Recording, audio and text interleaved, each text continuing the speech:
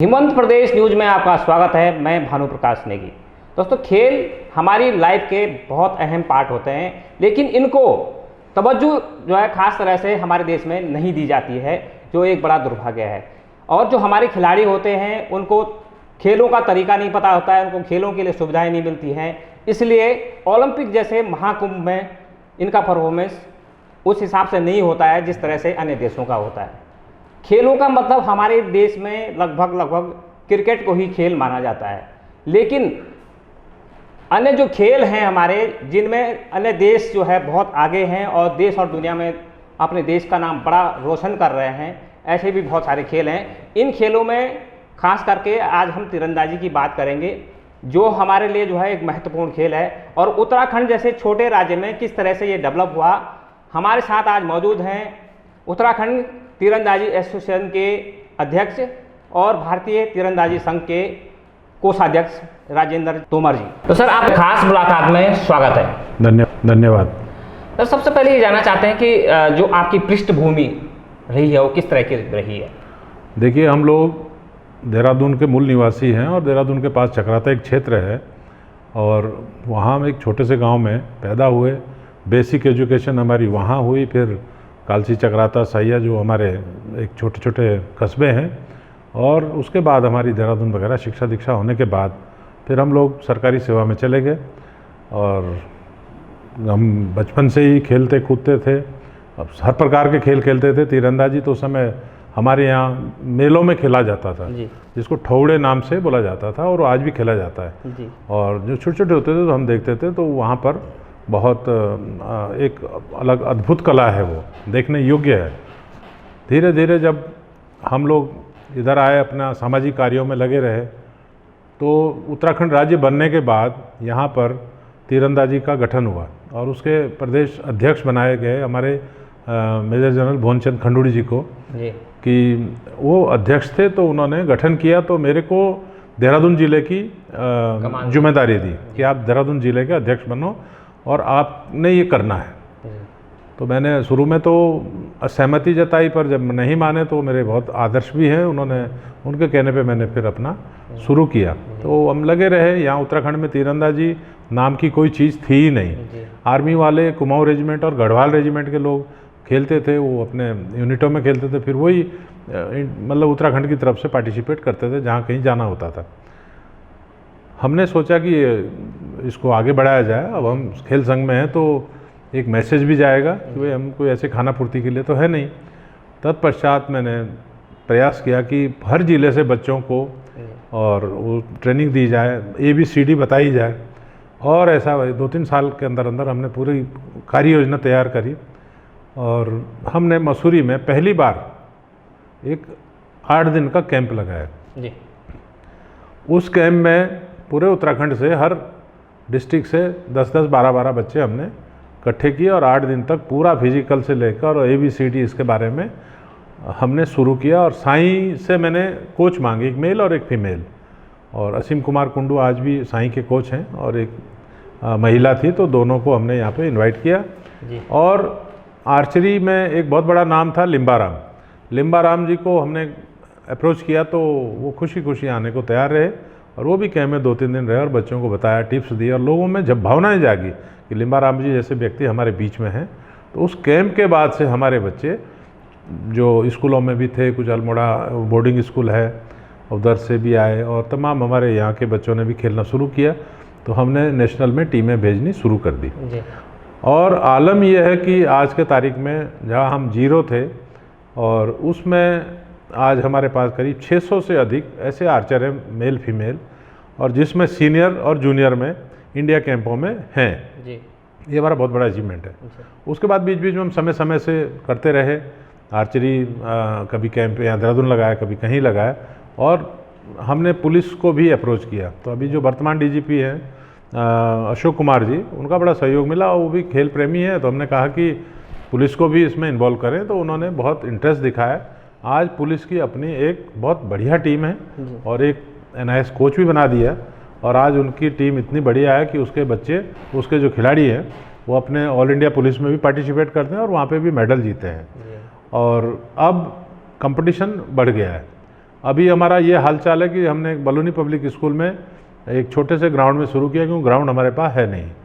तो इस प्रकार जब हमने शुरू किया तो जगह जगह आज हमारे पास कोटद्वार, देहरादून में भी 3-4 जगह। कोविड से पहले हमने वेलम स्कूल तक बॉयज़ में भी शुरू कराया था कि भाई चलिए, तो इंटरेस्ट जागा लोगों में।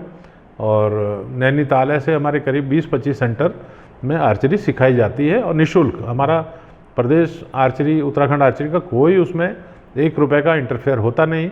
हम उनको मदद करते हैं और जो कोच होता है उसका नॉमिनल खर्चा वो आपस में कंट्रीब्यूट करके उस रूप से हम लोग लेते हैं और कराते हैं। अभी हमने जूनियर नेशनल चैम्पियनशिप यहाँ देहरादून में कराई, बहुत अच्छा मैसेज गया। पहली बार हमने नेशनल कराई, स्टेट तो हमने पहले भी कराया, दो बार हम करा चुके हैं। ये 2 साल हमारे बड़े ख़राब हुए कोविड के चक्कर में।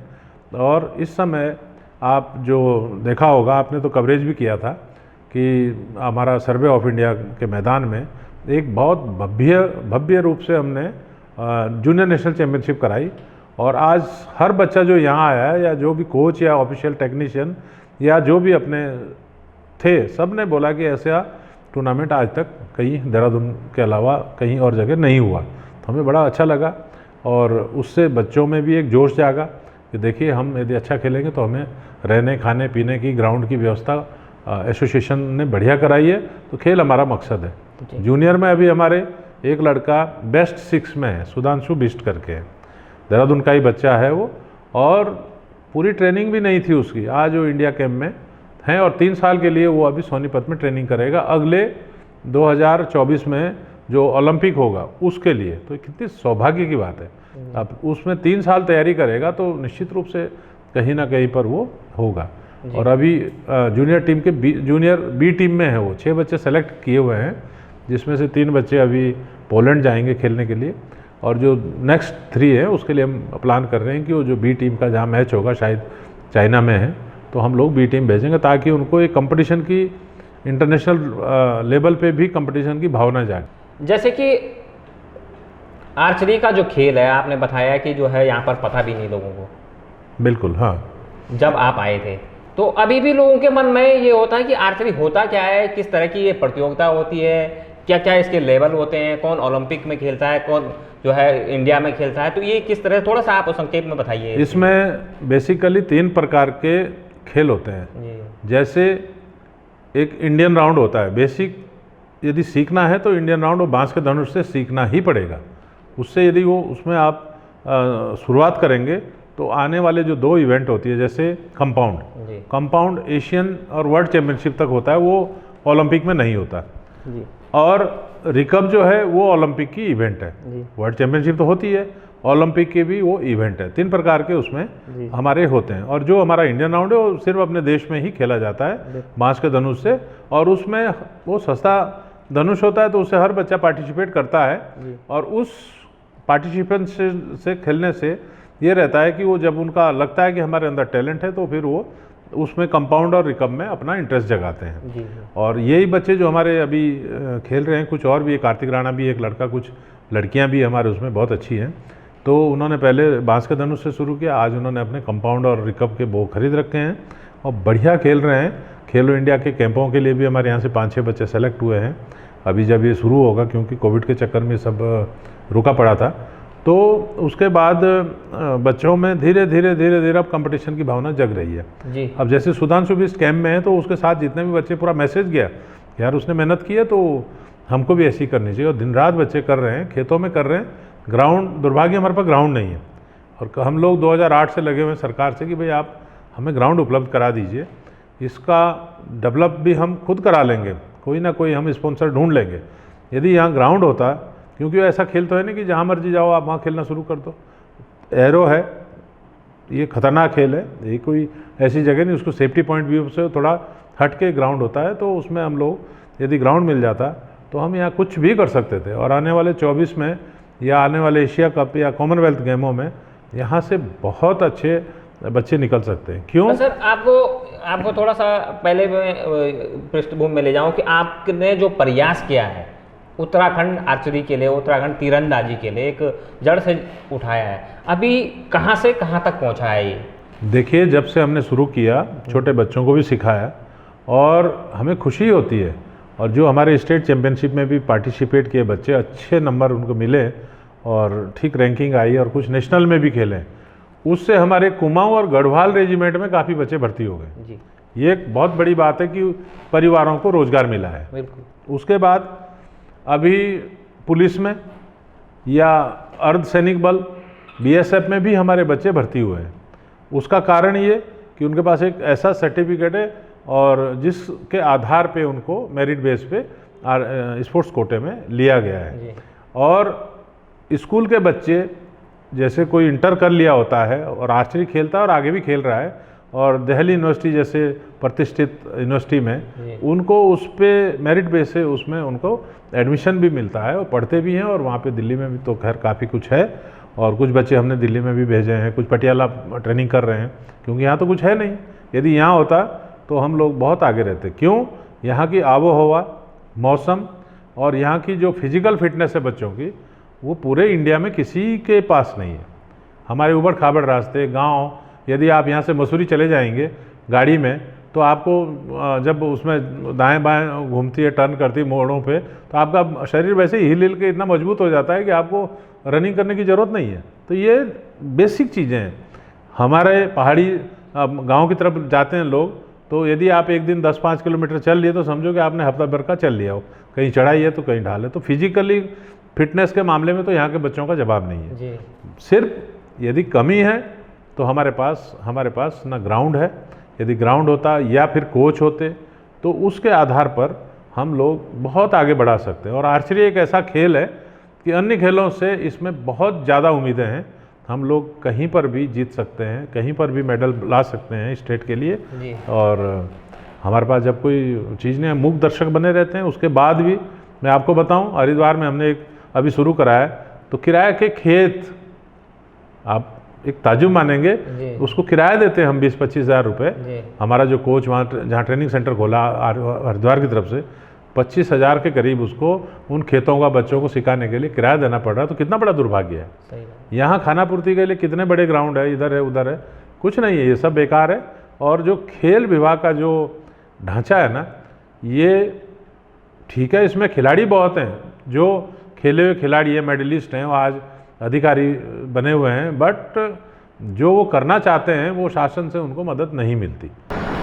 तो सर अब बात आती है कि आपके द्वारा जो इतने अच्छे प्रयास हो रहे हैं और बिना संसाधनों के भी खिलाड़ी बहुत अच्छा परफॉर्मेंस कर रहे हैं, लेकिन राज्य सरकार कितना सपोर्ट कर रही है आपको? राज्य सरकार तो जीरो कहेंगे तो जीरो लायक भी नहीं है। अभी वर्तमान में ये स्थिति है। यहाँ पे एक पॉलिसी बनी हुई है, जो नेशनल चैम्पियनशिप कराते हैं या स्टेट चैम्पियनशिप कराते हैं, तो उसमें कुछ इनका धनराशि का एक रखा हुआ है कि आप यदि स्टेट कराएंगे तो उसमें 1-1.5 लाख रुपया वो देते हैं प्रोत्साहन के लिए। तो उससे क्या है कि सपोर्ट मिल जाता है कि जो हम लोग कराते हैं तो उसमें एक मदद मिलती है, आर्थिक सहायता। नेशनल यदि कराएंगे तो मैन वीमेंस का ये 3-4 लाख रुपया देते हैं। हमने स्टेट चैम्पियनशिप भी कराई, उसका प्रस्ताव भी भेजा। उन्होंने कहा कि अभी हमारे पास बजट नहीं है, वो टर्न डाउन हो गया। हमने तो करा दिया और निःशुल्क रूप से हमने किसी से एंट्री का 1 रुपया तक नहीं लिया।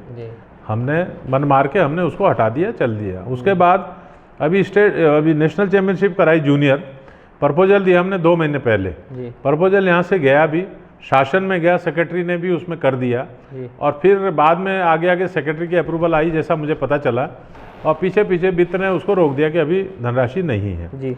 और बाद में मुझे पत्र के माध्यम से पता चला कि अभी नई नीति बन रही है और उस पर तब विचार किया जाएगा। हमने तो करा दिया खेल जी।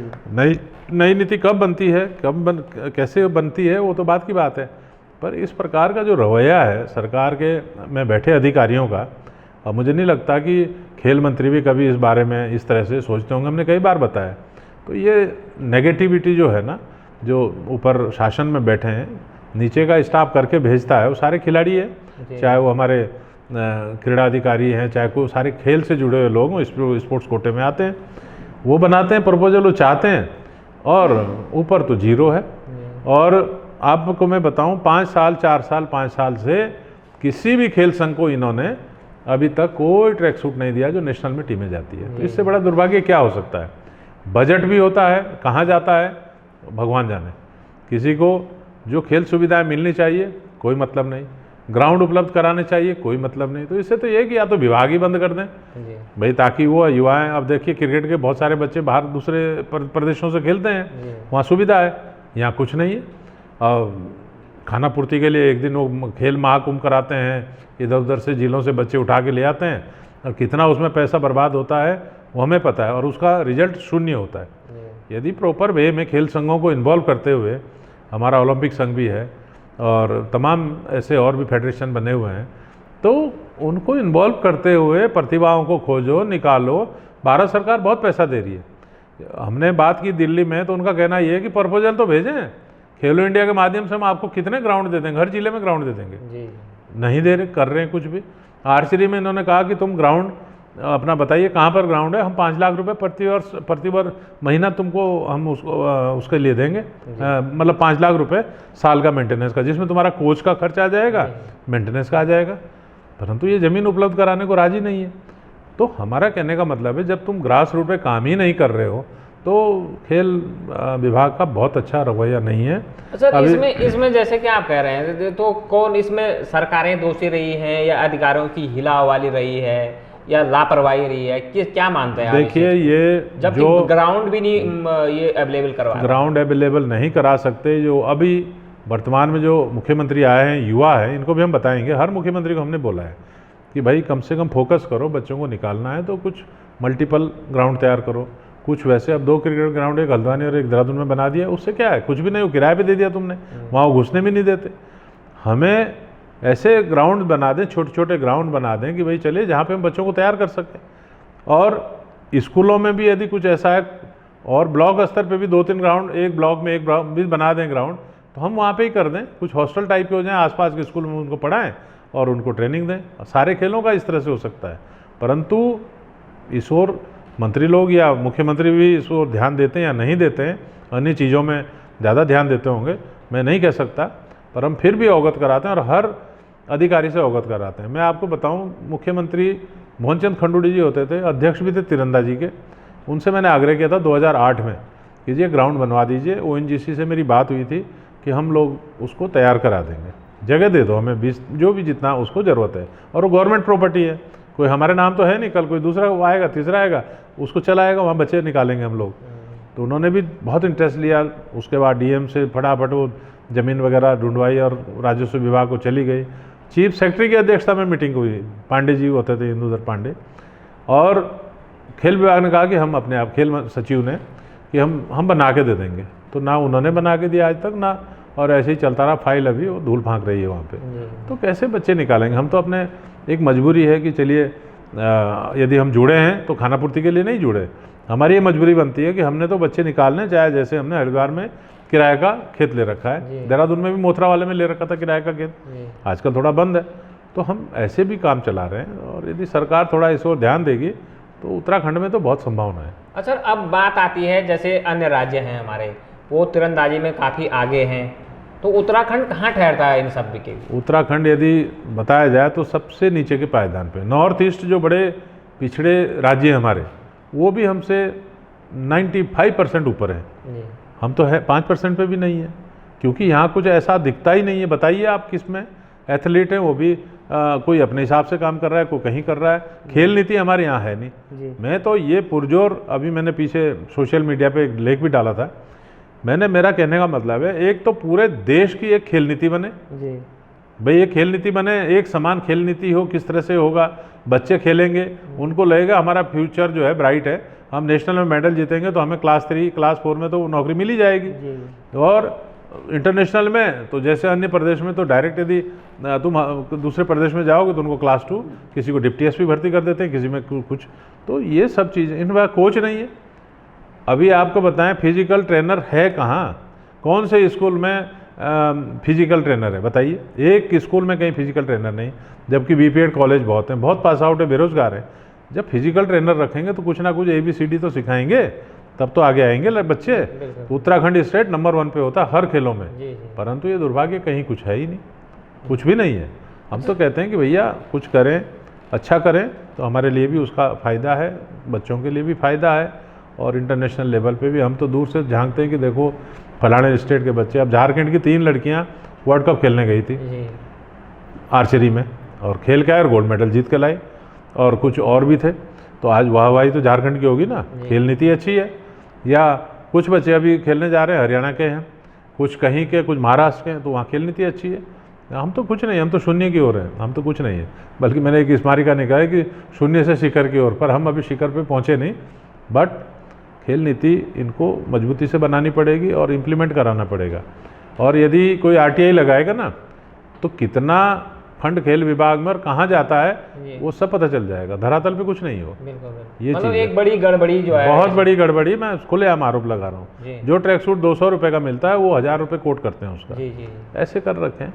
तो मेरा कहने का मतलब है कि कोई भी चीज़ में यदि ईमानदारी से काम करेंगे ना तो आगे आएगी। यदि मैं भारतीय तीरंदाजी संघ का कोषाध्यक्ष हूँ तो मेरा फर्ज बनता है कि जो चीज़ ज़रूरी है उसको मैं लागू कराऊं, और जो चीज़ गैर ज़रूरी है उसको मैं प्रतिबंध कराऊं कि भाई हमें ज़रूरत किस चीज़ की है, उसके लिए तो हमें बनाया है ना, जिम्मेदारी दी है।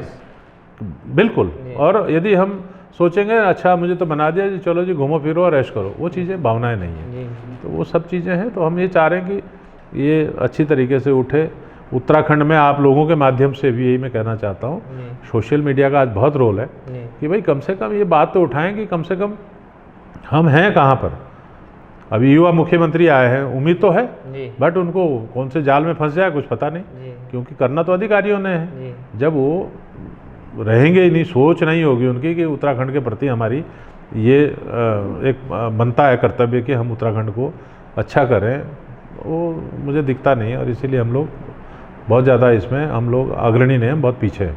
अच्छा सर, एक चीज़ जो सबसे मेन आती है आपकी, जैसे हमारे उत्तराखंड जो है पर्वतीय जिलों का एक बड़ा पार्ट इसका है, 9 जिले इसमें पर्वतीय हैं, तो उन लोगों का किस तरह का भविष्य है, वो किस तरह से अपना प्रैक्टिस करें, किस तरह से खेल में आगे आएँ? अभी पीछे एक सरकार थी इनकी, कांग्रेस की थी शायद, उन्होंने कुछ मिनी स्टेडियम के नाम से बनाए, मैंने देखे भी बहुत सारे कई जगह पे बनाए, और उसमें बच्चे कोई क्रिकेट खेलता है, कोई कबड्डी का टूर्नामेंट रखता है, कोई कुछ रखता है।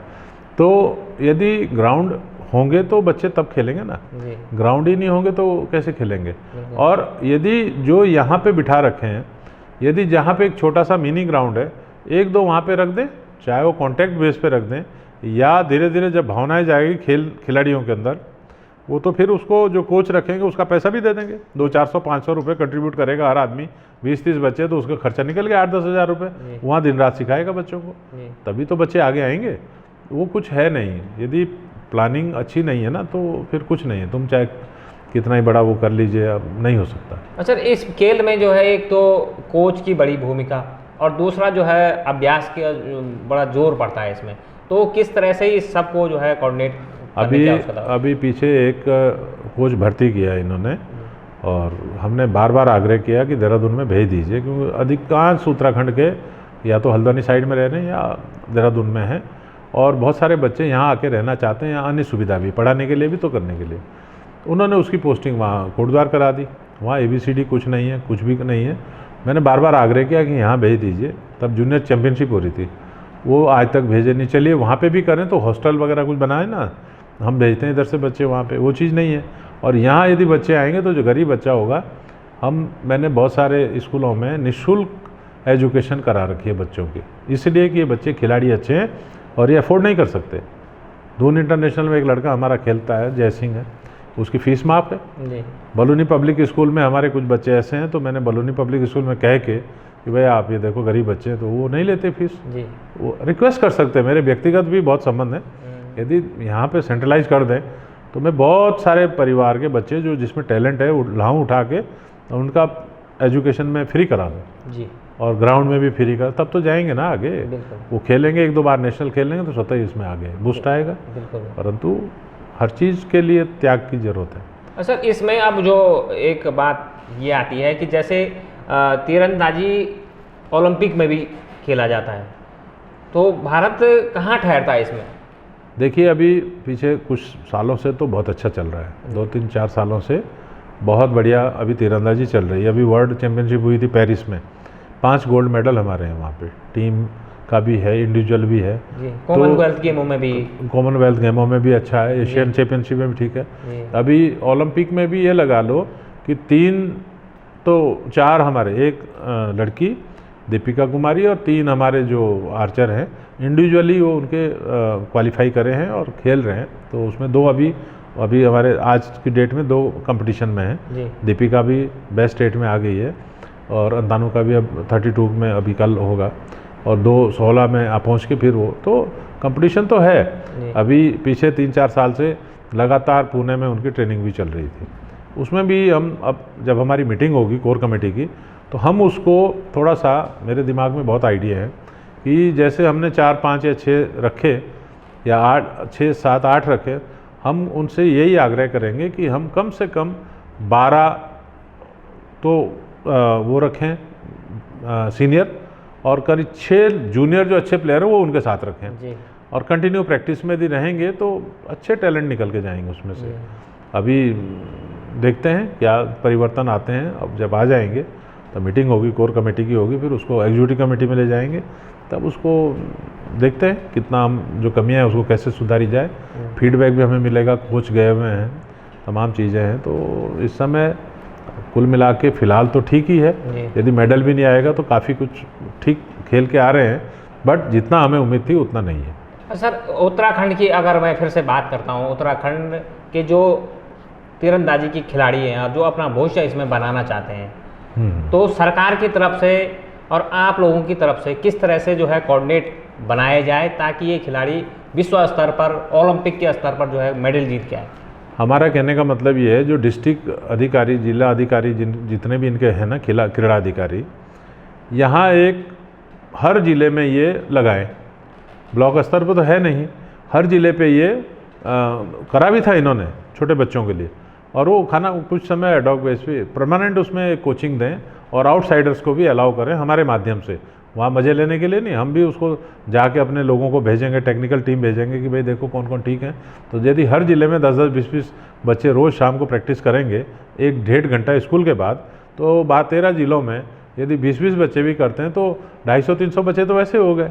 कुछ स्कूलों में करते हैं। आपसे ये जानना चाहते हैं कि हमारे जो उत्तराखंड के खिलाड़ी हैं वो वर्ल्ड लेवल पे जाएं और पूरा देश भर का नाम रोशन करे, उत्तराखंड का नाम रोशन करे, क्या किए जाने की आवश्यकता है? बस सरकार अपने दरवाजे खोल दें तो बाकी तो हम निकालना हमारा काम है जी। यदि यहाँ साई के सेंटर खोल दें, भारत सरकार साई से कोच भेजेगी, उसका तामझाम भेजेगी। हमारे यहाँ साई सेंटर के लिए जगह नहीं दे रहे ये लोग। यदि आर्चरी का जैसे सोनीपत में है तो क्यों वहाँ पे साई सेंटर है, चलता रहता है, वहाँ बच्चे बहुत दाएँ बाएँ के भी बहुत सीखते हैं।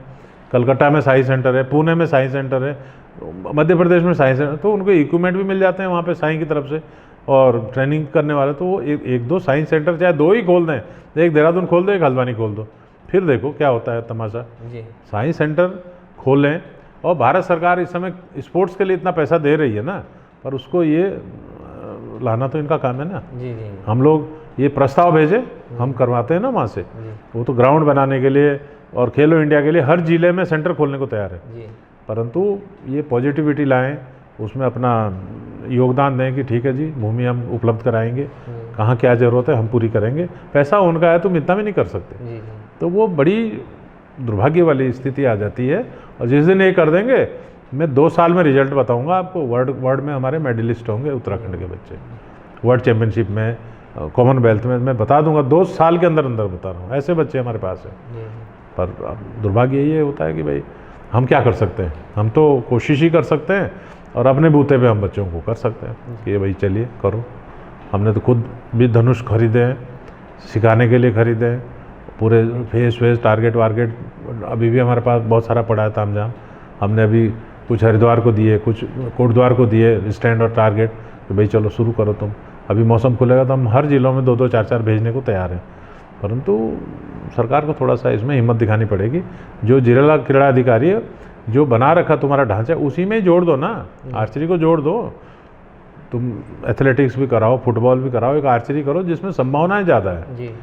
शूटिंग भी यहाँ पे चलो एक आध जगह हो रही है, प्राइवेट भी है, जसपाल राणा के यहाँ से, जो नारायण सिंह राणा इनके इंस्टीट्यूट में, कुछ तो इनको करना चाहिए, ताकि जब तक ये खुद नहीं करेंगे तब तक ये बच्चे निकालना बहुत मुश्किल काम है। जी, मतलब आपका बोलने का मतलब है कि सरकार अगर सपोर्ट करे तो हम बहुत कुछ कर सकते बहुत कुछ, हम ही नहीं, सारे खेल संघ जितने भी हैं हर प्रकार के खेल के लिए जी, सब इसीलिए परेशान हैं कि भाई कम से कम मीटिंग भी ये करते हैं, खाना पूर्ति के लिए बुला लिए सारे खेल संघ, चार छः खेल संघों को बुलाओ ना, यदि 30 है टोटल उत्तराखंड में तो 5-5 बुलाओ और फेस टू फेस बात करो, हाँ भाई तुम्हारी क्या प्रॉब्लम है, जी, ये बात है। मिनिस्टर सामने बैठा रहे, वो बैठा।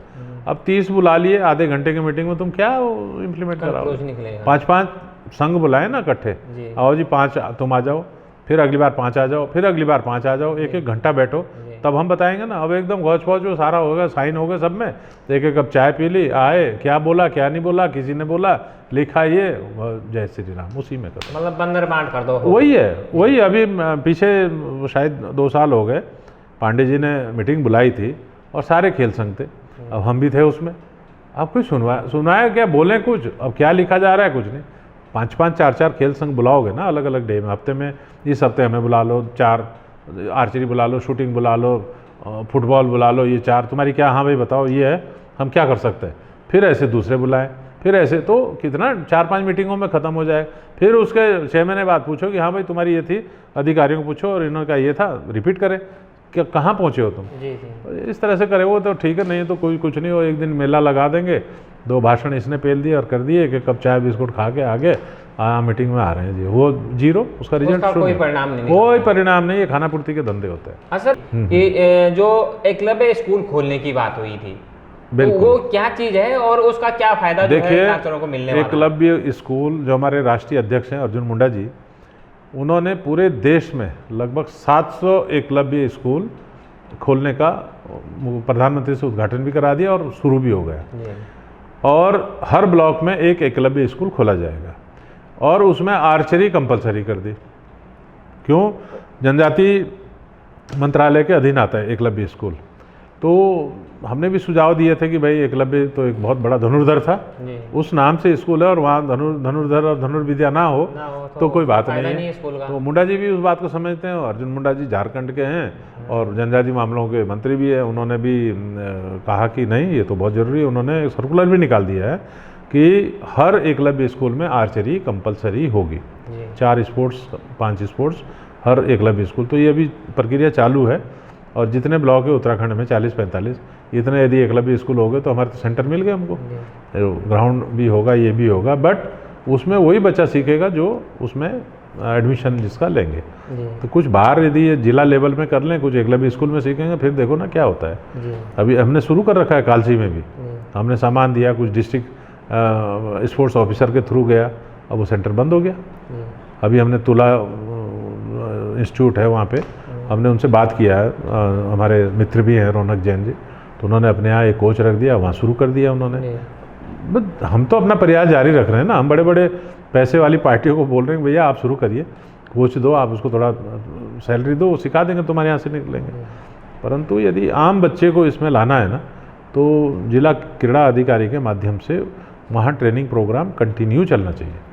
सर, जो हमारे उत्तराखंड के खिलाड़ी हैं वो किस तरह से अपने को संवारे, किस तरह से जो है आगे बढ़ाए, क्या टिप्स आप देना चाह रहे हैं? हमारा यही टिप्स है, उन बच्चों को सीख रहे हैं वो, उनके कोच उनको अच्छी ट्रेनिंग दे रहे हैं, और यदि उनको कहीं और आगे जाना है ट्रेनिंग में, दिल्ली, पटियाला, कहीं और सोनीपत, पानी, जहाँ पर भी, तो हम उसमें मदद कर सकते हैं। हम भेजते हैं उनको, बच्चों को हमने कहा हमारे पास आइए, हमें बताइए आपकी समस्या क्या, आपका सोच रहे हैं कि भाई यहाँ हमारे पास पूरा तामझाम नहीं है, तो हम सोनीपत भी भेज सकते हैं बच्चों को कि भाई चलो ट्रेनिंग चलो, रहने वहने की व्यवस्था बाहर करा देंगे।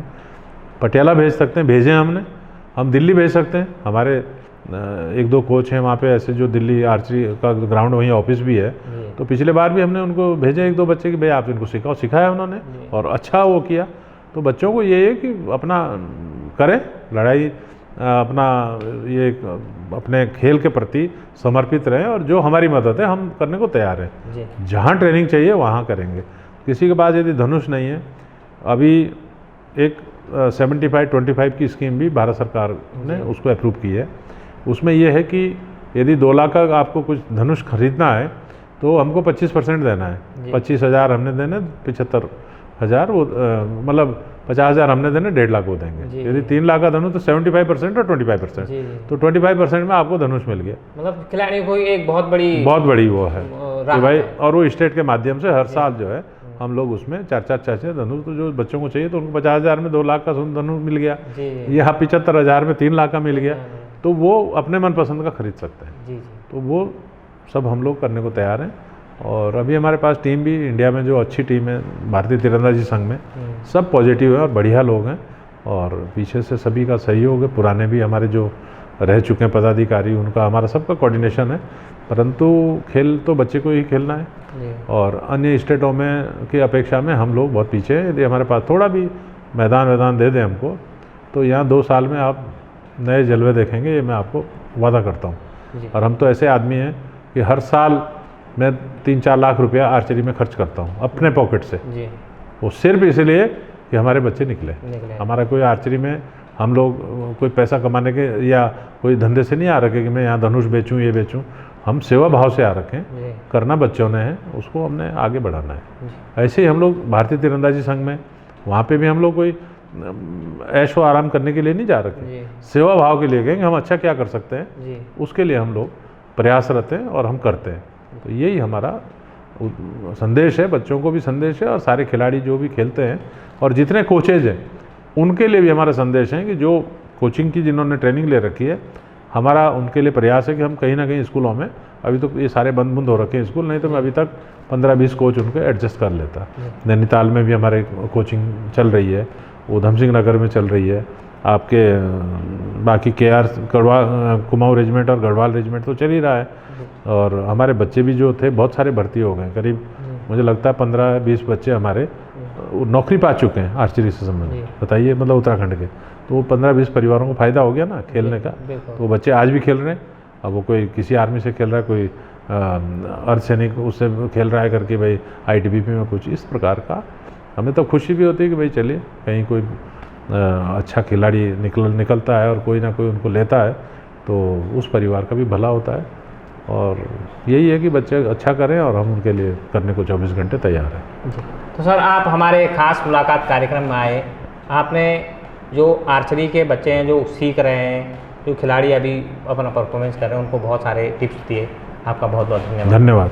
धन्यवाद। तो ये थे हमारे साथ उत्तराखंड तीरंदाजी एसोसिएशन के अध्यक्ष और भारतीय तीरंदाजी संघ के कोषाध्यक्ष राजेंद्र सिंह तोमर जी, जिनका साफ तौर पर कहना है कि अगर राज्य सरकार हमें तमाम मदद करे, हमारे लिए जो है बच्चों के लिए यहाँ पर ग्राउंड मौजूद करवाए, तो हम जो है तीरंदाजी में उत्तराखंड के बच्चों का भविष्य और भी सुनहरा बना सकते हैं, जो देश और दुनिया में उत्तराखंड का नाम रोशन करेंगे। नमस्कार।